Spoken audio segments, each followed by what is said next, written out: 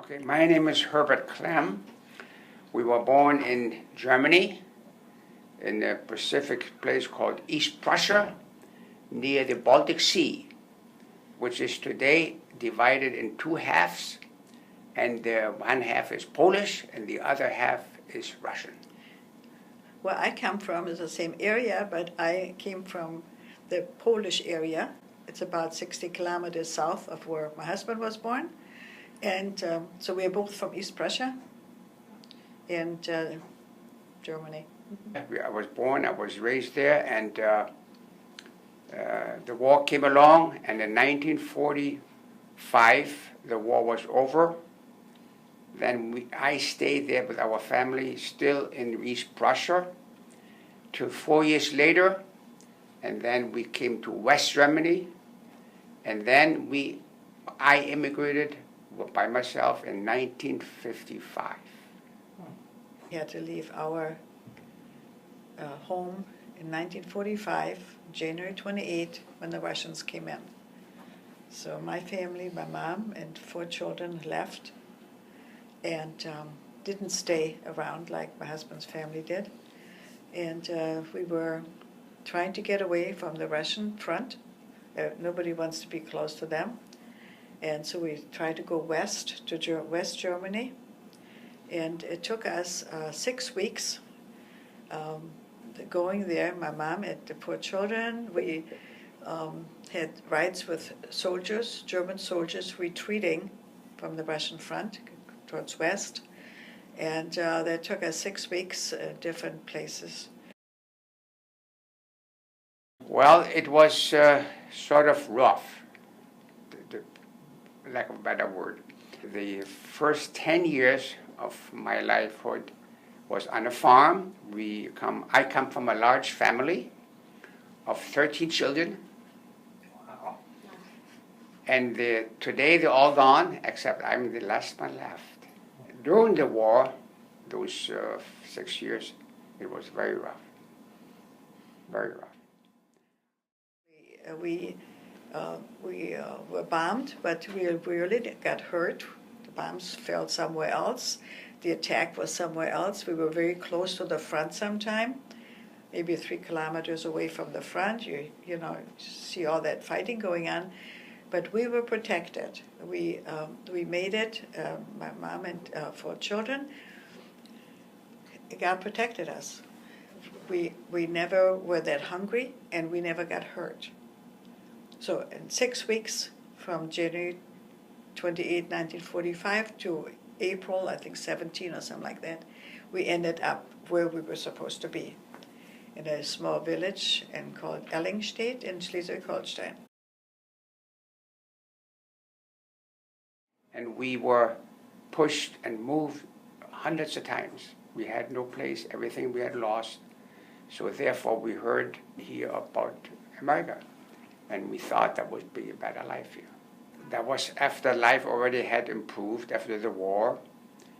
And one of my brothers, the oldest brother, was married, and he said, we're going to look for a better place to live. He heard about USA, this country, America, and he went first. And then consequently, we, one by one, according to the age, I was in the middle, we followed him.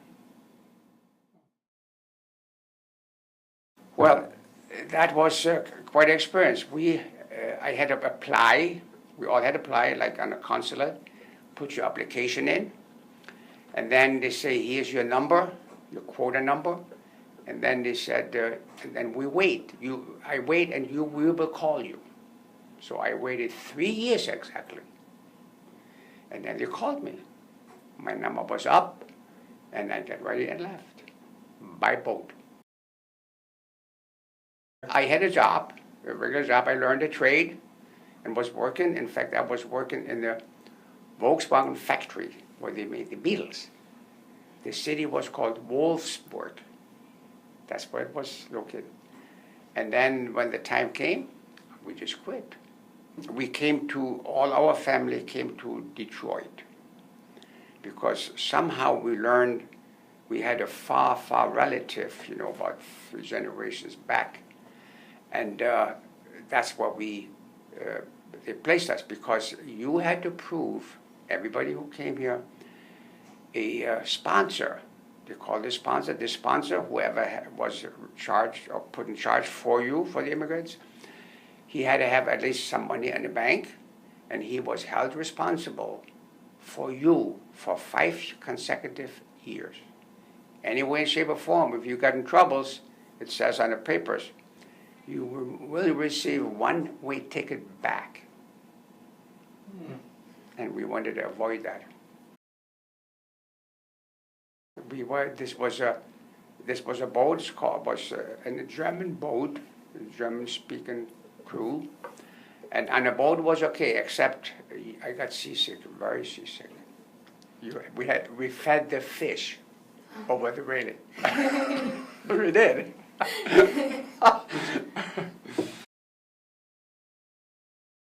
My first impression, I'll never forget. I was wondering, one-way street in New York City, 5 lanes. And I thought, why are they driving all in one lane? I mean, one row, rows by rows. They don't do that in Germany. Much was in these stores, when you go to the stores, the grocery stores and department stores. At that time, when I left, there was nothing there in Germany of such type. But then later, today it is the same type of shopping. But that was very impressive. The first thing was, you keep remember that I thought, why don't the people steal and walk out with all this stuff? The store's wide open and they have to go through one door or through a cash. You just walk out. There's so many people, hundreds of people each day. So that was kind of a little different. I tell you, we also came by ship, by boat. It was the United States. And, since I learned English, I had some history from America and stuff. And when we came into the harbor and we saw the Statue of Liberty, that's very touching. That's very touching. And then you finally are here. You finally are in America, the country of opportunity, light, freedom, all of that. You have no idea how great it is. Yes, we came from New York. We stayed at 2 or 3 nights, and then we were, by train, came to Detroit. And my brother was already there with his family. He was married. He had a family.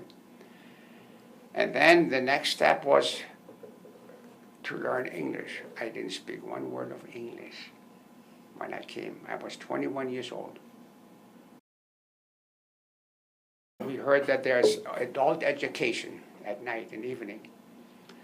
And we all, each my brothers before and after me, there came some younger ones, and we all went to school in a local high school in Detroit. I mean, that was an evening school. It was all provided by the teachers, and we learned that the teachers mostly did that free, just as a goodwill thing, And the first year, I had 7 jobs. I got fired from every job 7 times. Lack of language. And that was an obstacle. Because the boss said, go fix that fender. And I thought it was the hood. And when he said, go fix the hood, I thought it was the wheel. I had no clue what those words mean or meant. But eventually it came. So I guess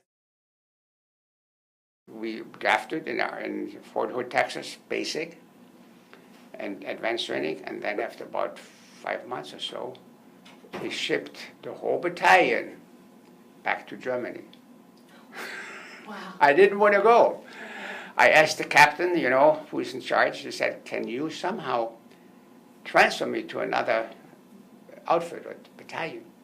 He says, no. He says, the whole battalion goes and you will go too. So I had no choice. Anywhere in the world would have been different, or I wanted to go, but they sent me right home. But it turned out, as after we were finished there, it turned out real good to my advantage. So. Said, it's still the best country in the world. And I think this is, from the founding fathers when they started this country, because people came from all over the world, and really it's a melting pot. And that's what's so interesting, because it's not just one-sided, and we all want to work together. I think the opportunities are still very good, and the high tech today, we've been living now, you guys, you have already experienced that, right? Because the last 10 years or so. I mean, that's really global, right? That's not only for this country. The world as a whole has changed tremendously because of the high tech.